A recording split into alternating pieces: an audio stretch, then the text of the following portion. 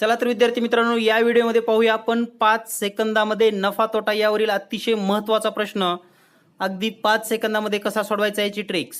अतिशय सोपा प्रश्न असून स्कॉलरशिप स्पर्धा परीक्षा 2017ला हा प्रश्न विचारला गेला होता आणि यानंतरही अनेक स्पर्धा परीक्षेला हा प्रश्न विचारला जाऊ शकतो. चला तर पाहूया महत्त्वाचा प्रश्न. चला तर पाहूया 8वी स्कॉलरशिप स्पर्धा परीक्षेमध्ये विचारला गेलेला अतिशय महत्त्वाचा प्रश्न. हा प्रश्न स्कॉलरशिप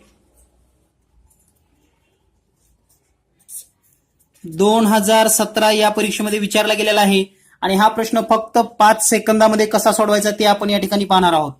एका वस्तूची किंमत सुरुवातीला 10% वाढवली व काही दिवसांनी 10% कमी केली तर मूळ किमतीमध्ये काय फरक पडेल.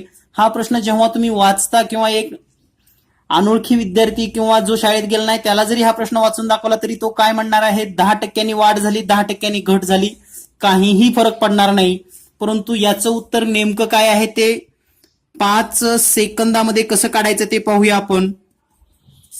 तर पहा, जर वाढ आणि घट दोन्ही समान असेल, 10% वाढलं 10% कमी झालं तर नेहमी घट होत असते आणि ही घट असते 10 गुणिले 10 भागिले 100.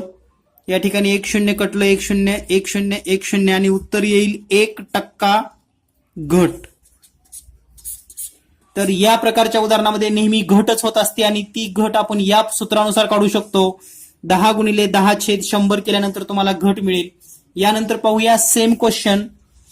तर दुसरा प्रश्न आहे, एका वस्तूची किंमत 20% कमी केली व नंतर 20% वाढवली.